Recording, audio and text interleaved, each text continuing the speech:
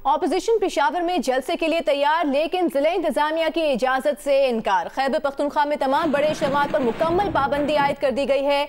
महकमा दाखिला का कहना है कि खिलाफ वर्जी की सूरत में कानूनी कार्रवाई अमल में लाई जाएगी। दूसरी जानिब PDM ने पेशावर में 22 नवंबर को हर सूरत जलसा करने का ऐलान कर दिया है। मीडिया कोऑर्डिनेटर PDM अब्दुल जलील जान कहते हैं पाबंदी किसी सूरत बर्दाश्त नहीं, आइन और कानून के तहत जलसा करना ऑपोजिशन का बुनियादी हक है।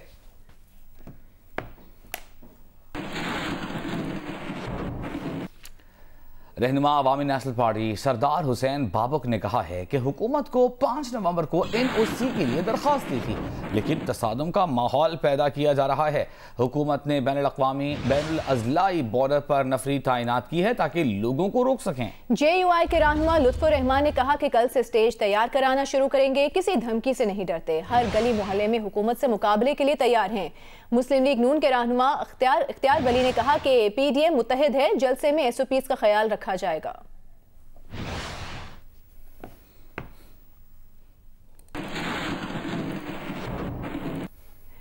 वज़ीर रेलवे शेख रशीद अहमद ने कहा है कि ऑपोजिशन कौम को बंद गली की तरफ लेकर जा रही है। उम्मीद है कि सियासत का जनाजा नहीं निकलेगा। हुकूमत डायलॉग में शामिल नहीं होगी तो इस डायलॉग की क्या हैसियत होगी। नैब और NRO केसेस से हटकर इमरान खान हर एक से बातचीत के लिए तैयार हैं। खुदा ऑपोजिशन को अक्ल व शऊर दे, वो तेजी से मुज़ाकरात की तरफ आए।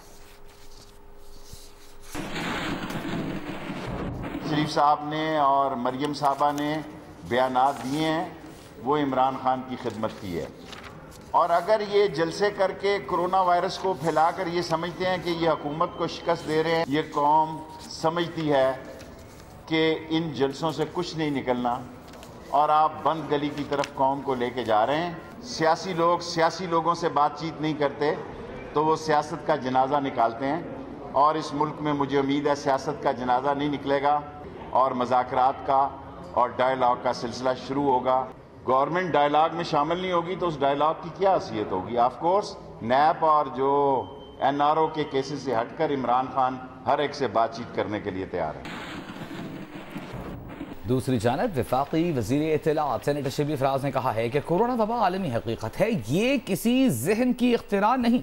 इस मुतालिक अदालती फैसला भी आ चुका है। ऑपोजिशन अब होश के नाखून ले और अवाम दुश्मनी की मुर्तकब ना हो। अवाम की सेहत का तहफ़्फ़ुज़ अवलीन तरजीह है। कीमती जानों का ज़िया हुआ तो जिम्मेदार ऑपोजिशन रहनुमा और जलसों के मुंतज़मीन होंगे।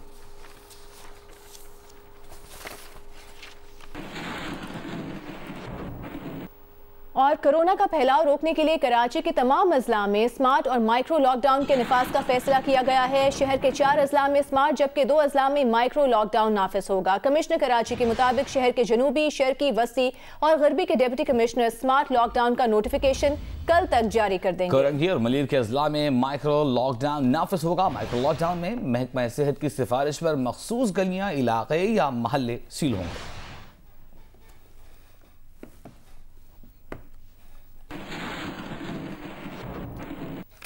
कराची के बाद रुख करते हैं पंजाब का, तो हुकूमत पंजाब ने आज शादी हॉल्स के अंदर तकरीबात पर पाबंदी का नोटिफिकेशन जारी कर दिया है। शादी ब्याह और दीगर तकरीबात की इजाजत सिर्फ खुली जगहों पर होगी। तकरीबात में ज्यादा से ज्यादा 300 अफराद को शिरकत की इजाजत होगी। खुली जगह पर तकरीबात में भी SOPs पर अमल दरामद करना लाजिम होगा। तकरीबात के अलावा अवामी मकामात पर चेहरा ढांपना भी लाजिम होगा। पाबंदी का इतलाक आज से 31 जनवरी तक होगा।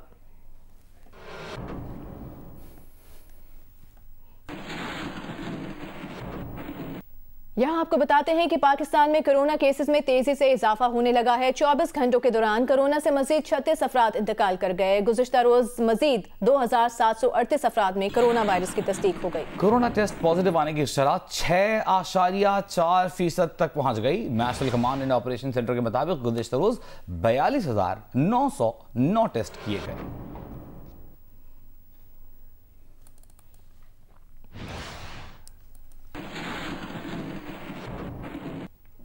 बैनुल-अक़वामी परवाज़ों और मुसाफिरों के लिए CAA ने नए SOPs जारी कर दिए हैं। C कैटेगरी ममालिक से आने वाले पाकिस्तान मुसाफिरों को कोरोना के 2 टेस्ट देना होंगे। कैटेगरी B मुल्कों के मुसाफिरों को पाकिस्तान आने के लिए 96 घंटे पहले टेस्ट कराना लाजमी होगा। कैटेगरी ए के मुल्कों समेत 12 साल से कम उम्र खुसूसी अफराद और खुसूसी वफूद कोरोना टेस्ट से मुस्तस्ना होंगे। पाकिस्तान आने वाले जहाज़ में जरासीम कुश स्प्रे लाजमी होगा। जहाज़ में एहतियाती तदाबीर के तहत एक सीट छोड़ना होगी। दौरान परवाज अमले और मुसाफिरों को मास्क पहनना होगा।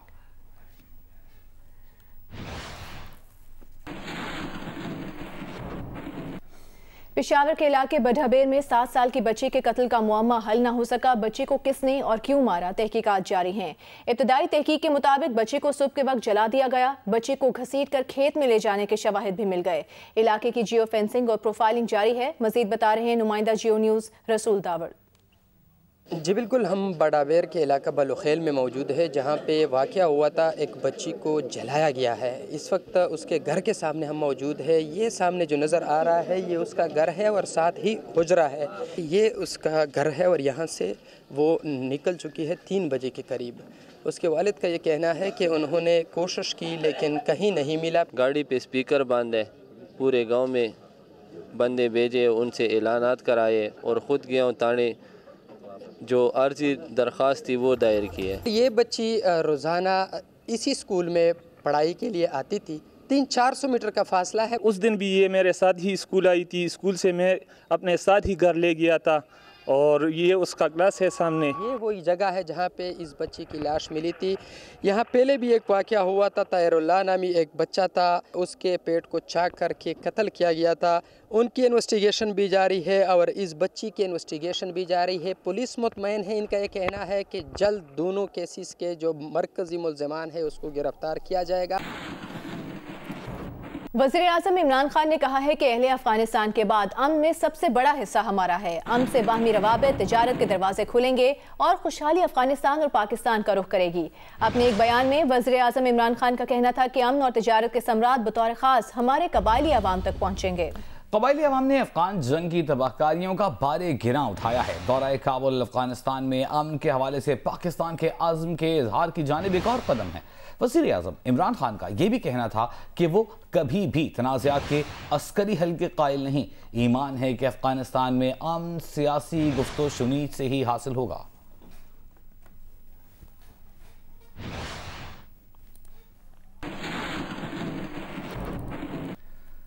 आलमी माहिरीन ने भारत में 20 करोड़ मुसलमानों की नस्लकुशी के खतरे का इजहार कर दिया है।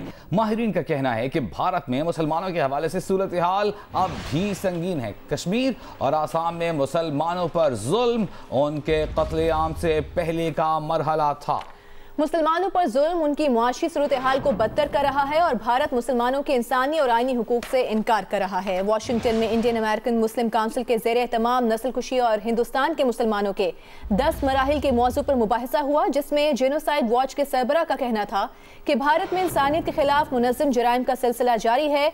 कश्मीर और आसाम में मुसलमानों पर जुल्म उनके कत्लेआम से पहले का मरहला था और बाबरी मस्जिद को गिराना और मंदिर तामीर करना इसी सिलसिले की कड़ी है। उन्होंने कहा कि दिल्ली फसादात में दिल्ली पुलिस ने सैकड़ों अफराद को हिरासत में लिया और उन पर अपने ही खिलाफ तशद्दुद का इल्जाम लगा दिया। माहिर इंसानी हुकूक तहसीत सेतलवाड ने कहा कि भारतीय मुसलमान मुस्तकिल खौफ और अदम तहफ़्फ़ुज़ का शिकार हैं। गाय का गोश्त फरोख्त करने के झूठे इल्ज़ामात पर हुजूम उन्हें तशद्दुद का निशाना बनाता है। माहिर इंसानी हुकूक डॉक्टर इलियास का कहना था कि सबसे बड़ी जमहूरिया होने का दावेदार भारत अपनी 14% आबादी को दबा रहा है।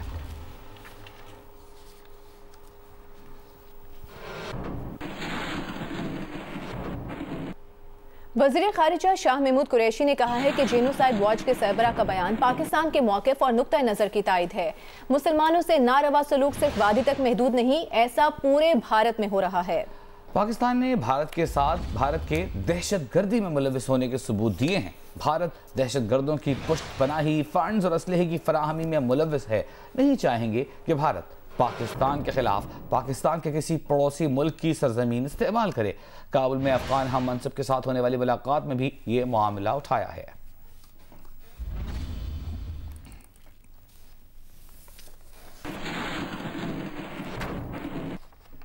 Army chief general Qamar Javed Bajwa से मिस्र के सफीर तारिक हुसैन मोहम्मद ने मुलाकात की। मुलाकात में इलाकाई सलामती और दोनों मुल्कों के दरमियान पेशेवराना ताल्लुकात को फरोग देने पर तबादला ख्याल किया गया। Army chief general Qamar Javed Bajwa ने कहा कि पाकिस्तान और मिस्र के दरमियान बरादराना ताल्लुकात हैं। पाकिस्तान मिस्र को साथ ताल्लुकात को खुसूसी अहमियत देता है। मिस्री सफीर ने इलाकाई अमन व इस्तेहकाम के लिए पाकिस्तान की कोशिशों को सराहा।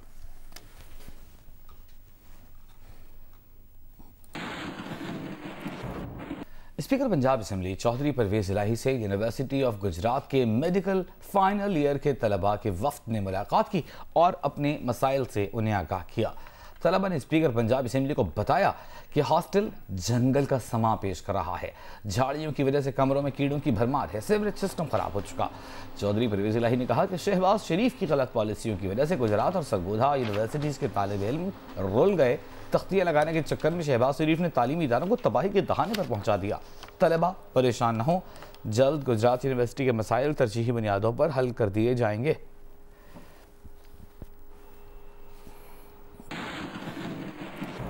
तहरीक लबैक पाकिस्तान के बानी अलामा खादिम हुसैन रिजवी चंद रोज़ इलालत के बाद लाहौर में इंतकाल कर गए।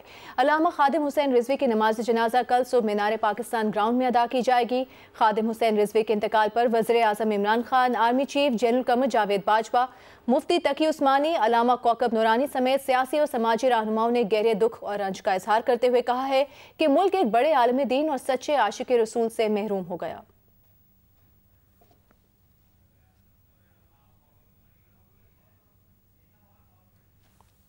तहरीक लबैक पाकिस्तान के बानी अलामा खादिम हुसैन रिजवी चंद रोज़ा अलालत के बाद लाहौर में इंतकाल कर गए। अलामा खादिम हुसैन रिजवी की नमाज जनाजा कल सुबह मीनार पाकिस्तान ग्राउंड में अदा की जाएगी।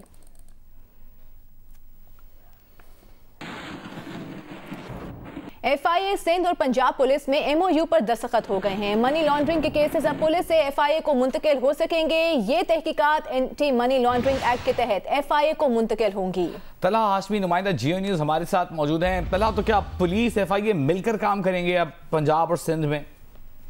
पैटफ के तहत जो होने वाले इकदाम हैं उसी सिलसिले की एक कड़ी है। और जो पुलिस केसेस होते थे जिसमें एंटी मनी लॉन्ड्रिंग एक्ट की तहकीकात होती थी, जिसमें उसके तहत पुलिस को मुश्किलात पेश आती थी, जिसके बाद जो फैसला किया गया पुलिस और FIA के अलावा काम की जानिब से MOU किए जाए, जिसके बाद अब ये फैसला हुआ है कि जराइम की जो तहकीकात है उस अंदर पंजाब पुलिस करेगी, जबकि किसी भी पुलिस केस मनी टेल की तहकीकात FIA कर सकेगा। और इस सिलसिले में डायरेक्टर FIA और एडिशनल IG राब्ते में रहेंगे, जबकि DG और IG सिंध और जो पंजाब है वो भी राब्ते में रहेंगे। पहले सिर्फ जो बाकी हुकूमत की दायरा कार में आने वाले केसेस थे उनकी तहकीकात FIA करता था, ताम अब जो है वो केसेस की भी करेगा। और ये जो फैसला किया गया है वो केसेस को मंतकी अंजाम तक पहुंचाने के लिए किया गया। बहुत शुक्रिया तला हाशमी।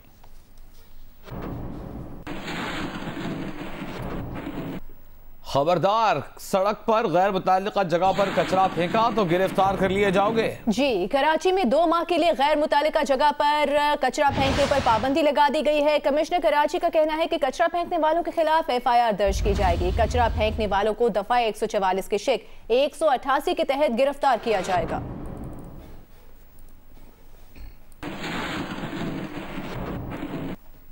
खैबर पख्तूनख्वा में रवां साल बच्चों पर तशद्दुद के 300 केसेस रिपोर्ट हुए, जबकि सूबे में बच्चों के हुकूक से मुताल्लिक़ क़वानीन पर अमल दरामद भी न होने के बराबर है। दूसरी जानिब हुकूमत का कहना है कि मौजूदा क़वानीन को मज़ीद मुअस्सर बनाया जा रहा है। बच्चों के आलमी दिन की मुनासबत से महकमा समाजी बहबूद और child protection and welfare commission के ज़रिए एहतमाम पेशावर में तकरीब मुनक़िद हुई। इस मौके पर समाजी कारकुन कमर नसीम का कहना था कि में 24 लाख बच्चे स्कूल से बाहर हैं, जिनमें 64% बच्चियां भी हैं। हुकूमती रुकन सूबाई असेंबली आयशा बानो ने शुरका को बताया कि बच्चों के हुकूक से मुताल्लिक़ मौजूदा चाइल्ड प्रोटेक्शन वेलफेयर एक्ट 2010 को मज़ीद मुअस्सर बनाने के लिए ग्रुप्स काम कर रहे हैं। एक्ट में तरमीम करके बच्चों से ज़्यादती के मुर्तकब अफराद के लिए सज़ा में इजाफा भी ज़ेर गौर है।